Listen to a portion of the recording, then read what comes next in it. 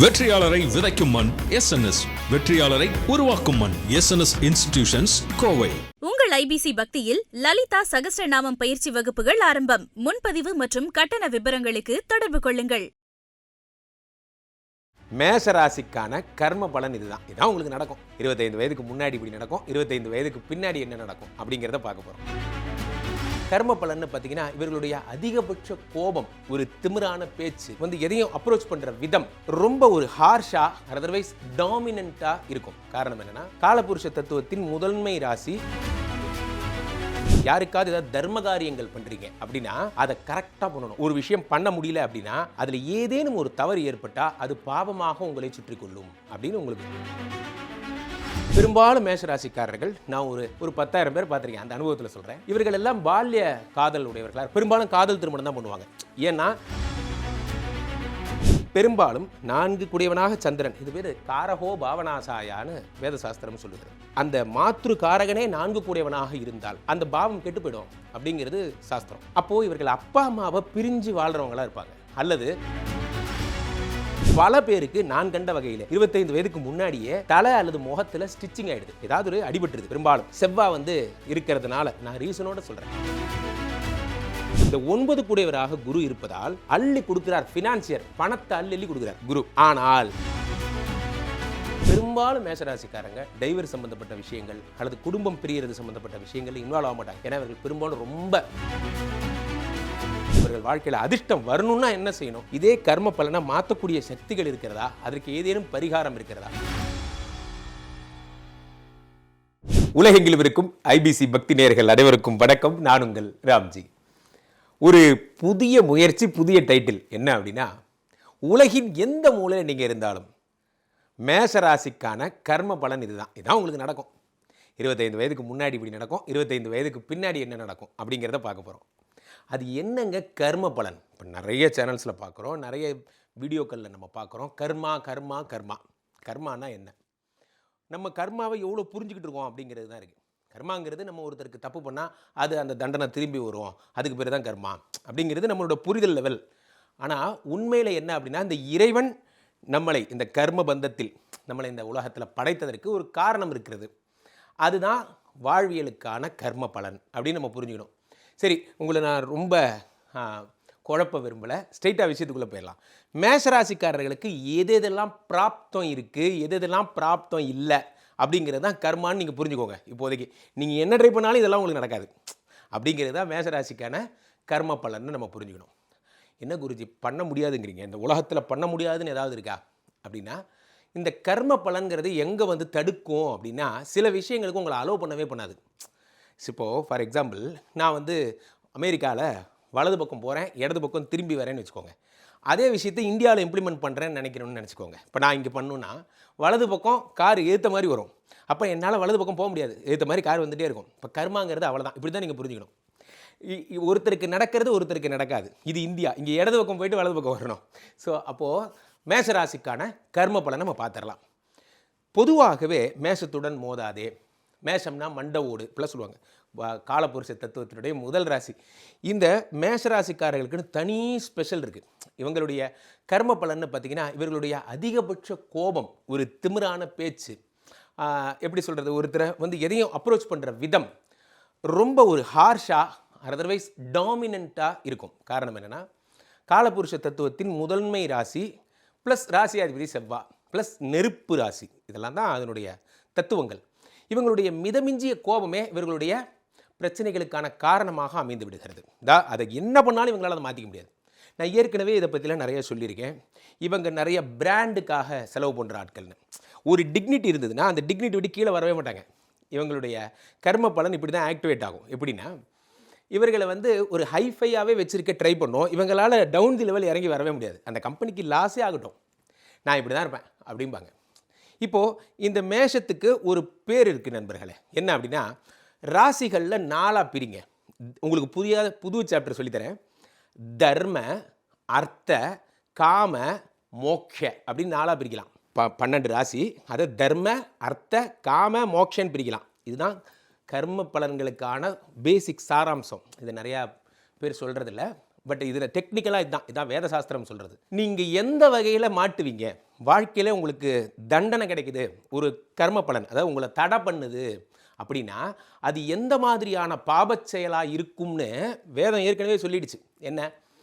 வேதத்தின் ஒரு பகுதி தான் ஜோசியம். அது முதல்ல புரிஞ்சுக்கோங்க. வேதத்தின் ஒரு பகுதி தான் ஜோதிடம். அப்போது தர்ம ரிலேட்டடான ப்ராப்ளம் என்ன? தர்ம ரிலேட்டடான யாருக்காவது நீங்கள் ஒரு அன்னதானம் பண்ணுறீங்க, யாருக்காவது ஏதாவது தர்ம காரியங்கள் பண்ணுறீங்க அப்படின்னா அதை கரெக்டாக பண்ணணும். ஒரு விஷயம் பண்ண முடியல அப்படின்னா அதில் ஏதேனும் ஒரு தவறு ஏற்பட்டால் அது பாவமாக உங்களை சுற்றி கொள்ளும் அப்படின்னு உங்களுக்கு சொல்கிறாங்க. அப்போ ரிஷபராசிக்கு கர்மம் வரும், மிதுனத்துக்கு அதெல்லாம் விடுங்க, அவங்க கதை. இப்போ நம்ம கதையை பேசுவோம். அப்போது நீங்கள் தர்ம பண்ணுற விஷயங்களில் ஈடுபட முடியல, எல்லாரும் தர்மம் பண்ணணும், உங்களுக்கு பிராப்தம் இருந்தால் தான் பண்ண போகிறீங்க. அல்லது இந்த தவறுகள் நீங்கள் பண்ணவே கூடாது, பண்ணிட்டீங்கன்னா அது பெரும் பாவ செயலாக கருதப்படுகிறது. அதுவும் மேஷத்தில் ஒரு பாவகிரகம் மட்டும் இருந்ததுன்னு வச்சுக்கோங்களேன், அந்த பாவகிரகம் இருக்கின்ற திசையிலே இந்த தவறை நீங்கள் பண்ணுவீங்க அப்படிங்கிற வரைக்கும் நமக்கு சொல்லிட்டாங்க. இப்போ மேஷத்தில் சனி இருக்கார், நீச்சம் தானே அப்படின்னு நம்ம நினைக்கக்கூடாது. அந்த சனியுடைய பீரியடில் நீங்கள் தர்மம் சம்பந்தமான ஒரு தவறை பண்ணுவீங்க, அந்த தவறுக்கான தண்டனையை அனுபவிப்பீங்கன்னு வருது. இப்போ நம்ம பொதுவான விஷயங்கள் பார்ப்போம். இப்போ மேஷராசிக்காரர்களை பொறுத்த வரைக்குமே பொதுவான விஷயங்கள்னால் 2 கூடிய சுக்கிரனே 7 கூடியவனாக இருக்கிறான். யார் தனத்தை தரக்கூடியவனே அவனே பார்ட்னர்ஷிப்புக்கும் வெளிநாட்டுக்கும் அதிபதியாக இருக்கிறான். ஒவ்வொரு கிரகமாக நம்ம அலசுவோம். அப்போது உங்களுக்கு கர்ம பலன் என்ன அப்படின்னா கடைசி வரைக்கும் மனைவி வேலைக்கு போவாங்க, உங்கள் மனைவி வேலைக்கு போவாங்க, நீங்கள் அவர்களால் அந்த வருமானத்தை நீங்கள் அனுபவிப்பவராக அல்லது அதை வச்சு நீங்கள் ஃபேமிலி ரன் பண்ணுற ஒரு ஆளாக இருப்பீங்க. இது பெரும்பாலும் மழலை பருவத்தில் சின்ன ஸ்கூல் பசங்களாக இருக்கும்போது இந்த அழகி படத்தில் வர்ற மாதிரிலாம் அப்போலேருந்தே உங்களுக்கு காதல் வரும். பெரும்பாலும் மேஷராசிக்காரர்கள் நான் ஒரு 10,000 பேர் பார்த்துருக்கேன், அந்த அனுபவத்தில் சொல்கிறேன். இவர்கள் எல்லாம் பால்ய காதல் உடையவர்களாக பெரும்பாலும் காதல் திருமணம் தான் பண்ணுவாங்க. ஏன்னா காரணம் என்னென்னா 7 கூடியவனே சுக்கிரனாக இருப்பதால் இவங்களுக்கு இந்த கர்மா தான் நடக்கும். ஆனால் இதனால் என்ன பாதிக்கப்படும்னா இவர்களுடைய மாமனாருடைய அனுகிரகம் இவருக்கு கிடைக்காது. ஏன் மாமனார் அந்த லவ் மேரேஜ் பண்ணால் பின்ன மாமனார் பிரச்சனை வர சகஜம் தானே நீங்கள் கேட்கலாம். டெக்னிக்கலி இவங்க சரராசி என்பதால் 11 கூடிய சனி பாதகாதிபதி என்பதால் 10 கூடியவனும் பாதகாதிபதி ஆகி விடுகிறான். இது மகரம் கும்பம் ரெண்டுமே. அப்போது மாமனார் இவங்களுக்கு எதிரியாக இருப்பாங்க. அப்போது இந்த இப்போ சில பேர் சமூகம் மாற்றி வேறு சமூகம் கல்யாணம் பண்ணிக்கிறவங்க, அல்லது சில பேர் மதமே மாற்றி கல்யாணம் பண்ணிக்கிறவங்கலாம் இருக்காங்க இல்லையா. ஸோ சாதி மறுப்பு திருமணம் அதெல்லாம் அவர்களெல்லாம் இதனால் பெரும்பாலும் மேஷராசிக்காரங்க தான், நீங்கள் எழுதி வச்சுக்கோங்க. ஸோ இது ஒரு கர்ம பலன், இது தவிர்க்க முடியாத பலனாக தொடர்ந்து கொண்டிருக்கிறது. இவர்களுக்கு 5 கூடிய சூரியன் யார்? பஞ்சமஸ்தானாதிபதி சூரியன் இந்த மேஷராசிக்காரர்களுக்கு எப்பொழுதுமே ஒரு பிரச்சனை தரக்கூடியவராகவே இருக்கிறார். இத்தனைக்கும் அவர் மேஷத்தில் தான் உச்சம். அது என்னமோ தெரியல, இவருடைய பிறப்பு ராசி ஏற்கனவே உஷ்ண கிரகம், அதில் செவ்வாய் வைப்ரண்ட்டு, இவர் வேறு உச்சமாகிறதுனால அப்பா சம்பந்தப்பட்ட செலவுகள் வேணால் பாருங்கள், இந்த கர்மஸ்தானத்தில் உங்களுக்கு கண்டிப்பாக வந்துகிட்டே இருக்கும். இது இவங்களுடைய கர்ம பலன். அப்பாவுக்காக செலவு பண்ணணும் அப்படிங்கிறது இவர்கள் வாங்கிட்டு வந்த வரம்னு வச்சுக்கலாம், நீங்கள் எப்படி வேணால் வச்சுக்கலாம். பெரும்பாலும் பாருங்கள் இவங்க அப்பாவுக்கு உடம்பு சரியில்லாமே இருக்கும். இப்போது அடுத்த பாயிண்ட் நம்ம பார்ப்போம். 3வது விஷயமா அதே மாதிரி இந்த 5 கூடியவன் சூரியன் உச்சம் பெறுகின்ற இந்த ராசியாக இருந்தாலும் சனி பாதகாதிபதி என்பதால் இவர்களுக்கு சொத்து சம்பந்தப்பட்ட பிரச்சனை இருந்துக்கிட்டே இருக்கும் காலம் ஃபுல்லாக. நீங்கள் கீழே கமெண்டில் போடுங்க, எஸ்னா எஸ்ன்னு போடுங்க. ஸோ சொத்து சம்மந்தப்பட்ட ஏதேனும் ஒரு பிரச்சனை இவர்களுக்கு வந்துகிட்டே இருக்கும். 25 வயதுக்கு முன்னாடி இவங்க எப்படியாவது ஃபாரின் போகிறதுக்கு ட்ரை பண்ணுவாங்க, எப்படியாவது ஒரு ஃபாரின் போவாங்க. 25 வயதுக்கு முன்னாடி அவங்க வெளிநாடு போவாங்க. பெரும்பாலும் இவர்கள் ரெஸ்டாரண்ட் சம்மந்தப்பட்ட விஷயங்களில் ஈடுபடுவாங்க. MBA மாதிரி படிச்சிருப்பாங்க.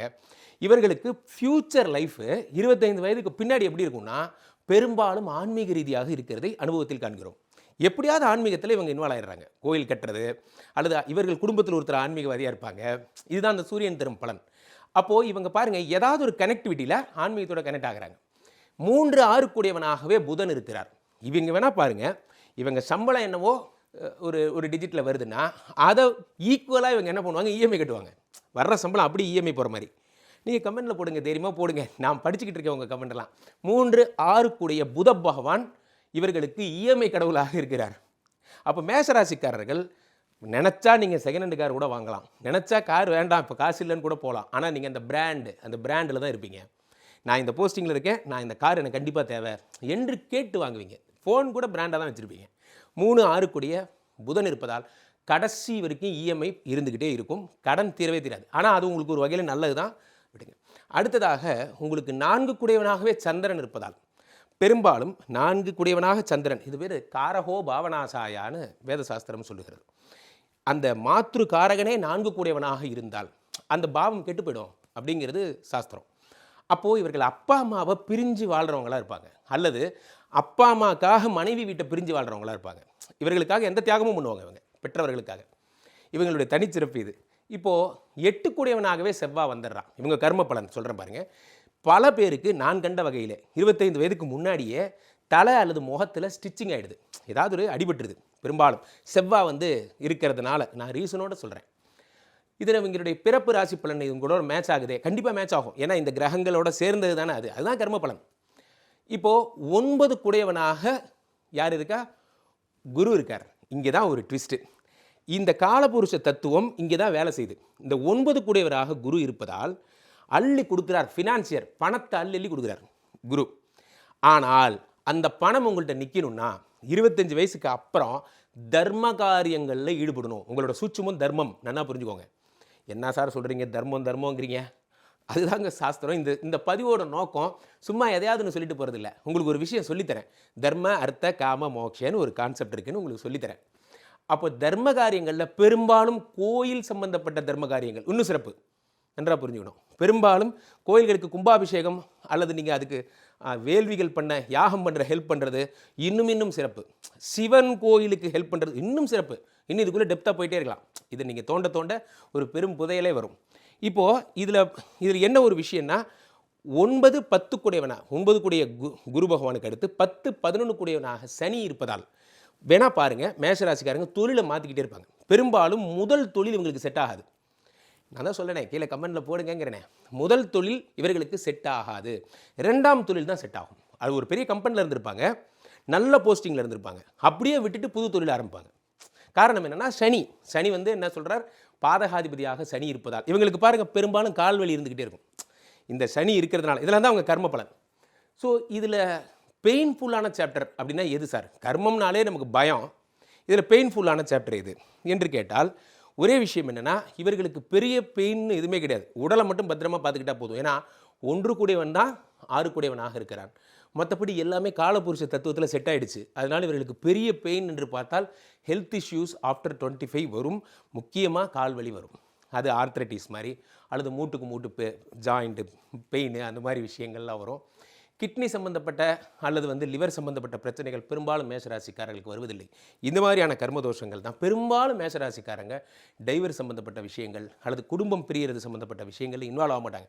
ஏன்னா அவர்கள் பெரும்பாலும் ரொம்ப இல்லை சார் எனக்கு ஆயிடுச்சேன்னு யாராவது போடாதீங்க. நான் சொல்கிறது பெரும்பான்மை. ஸோ பெரும்பான்மை என்னென்னா 2 கூடியவனே 7 கூடியவனாக இருப்பதால், சுக்கிரனே இவர்களுக்கு காரகத்துவமாக இருப்பதால் இதெல்லாம் நடக்கும். ஸோ மேஷராசிக்காரர்கள் 25 வயதுக்கு பின்னாடி வாழ்க்கையை எப்படி வடிவமைச்சுக்கலாம்னா, ஆன்மீகம் சார்ந்த விஷயங்களில் உங்களை இன்வால்வ் பண்ணிக்கிட்டால் உங்களுடைய வாழ்க்கையின் ரகசியம் அங்கே தான் இருக்குது. நீங்கள் எந்த தொழில் வேணால் பண்ணுங்கள், ஆனால் உங்களுடைய ஸ்தானத்திற்கு ராசிக்கு கொடுக்கப்பட்டது தர்மம் எனும் ஒரு வார்த்தை என்பதால் எவ்வளோக்கு எவ்வளோ நீங்கள் தர்மம் பண்ணுறீங்களோ, எப்படியாவது மாதம் ஒரு அன்னதானமாவது பண்ணிடுங்க. முடிஞ்ச வரைக்கும் 4 பேருக்கு சாப்பாடு வாங்கி கொடுங்க. முடிஞ்ச வரைக்கும் தர்ம காரியங்களில் ஈடுபட்டிங்கன்னா இப்போ நான் சொன்ன அத்தனை பாயிண்ட்டுமே உங்களுக்கு சக்ஸஸ்ஃபுல் பாயிண்ட்டாக மாறிவிடும். இதுதான் இந்த பதிவினுடைய நோக்கம். ஆக இவர்களுக்கு வேறு என்னெல்லாம் நடக்கும், இவர்கள் வாழ்க்கையில் அதிர்ஷ்டம் வரணும்னா என்ன செய்யணும், இதே கர்ம பலனை மாற்றக்கூடிய சக்திகள் இருக்கிறதா, அதற்கு ஏதேனும் பரிகாரம் இருக்கிறதா? ஒரே பரிகாரம் தான். இவர்களுக்கு எப்பொழுதுமே திருநள்ளாறு போகணும். இவர்களுக்கு கர்மஸ்தானத்திற்கு ஏன்னா இந்த தர்மராஜா யார்? சனியை தான் நம்ம என்ன சொல்கிறோம், தர்மத்தின் தலைவன்லாம் நம்ம சொல்கிறோம். அவர் தான் தர்மராஜா. சனியோடைய அண்ணன் தான் யார்? யமதர்மராஜா. அவரை தான் அவர் தர்மராஜா என்று அழைக்கப்படுகிறார். எல்லாமே ரெண்டு பேருமே சூரியனோட பசங்க தான். அப்போது இவர்கள் பெரும்பாலும் திருநள்ளாறு போயிட்டே இருக்கணும். அல்லது நம்ம பொலிச்சலூர் மாதிரியான, அல்லது உங்களுக்கு குச்சனூர் மாதிரியான எவ்வளோ சனிஸ்தலங்கள் இருக்கிறது இல்லையா, உங்களுக்கு தெரிஞ்ச சனிஸ்தலங்களுக்கெல்லாம் போகுங்க. சனி பகவானை பிடிச்சுட்டே இருங்க.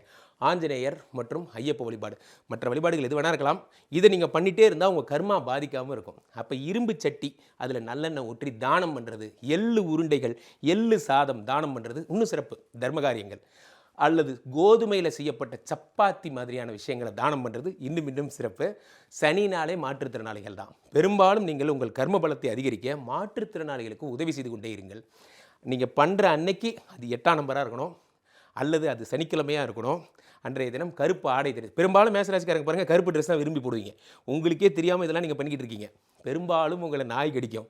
நீங்கள் வேணால் பாருங்கள், நிறைய பேருக்கு நாய் கடித்தவர்கள் நிறைய பேர் காரணம். இதெல்லாம் சனியினுடைய காரகத்துவம் தான்.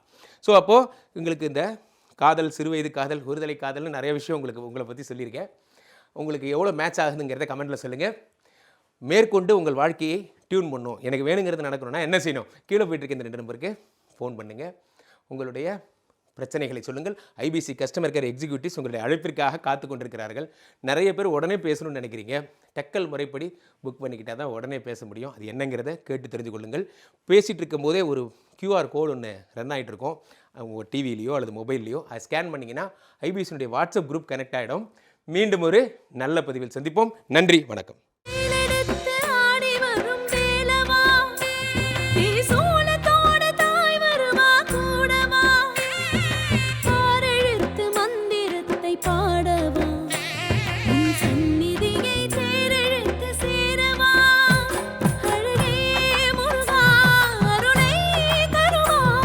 வெற்றியாளரை விதைக்கும் மண் SNS, வெற்றியாளரை உருவாக்கும் மண் SNS இன்ஸ்டிடியூஷன்ஸ், கோவை. உங்கள் ஐபிசி பக்தியில் லலிதா சகஸ்ரநாமம் பயிற்சி வகுப்புகள் ஆரம்பம். முன்பதிவு மற்றும் கட்டண விபரங்களுக்கு தொடர்பு கொள்ளுங்கள்.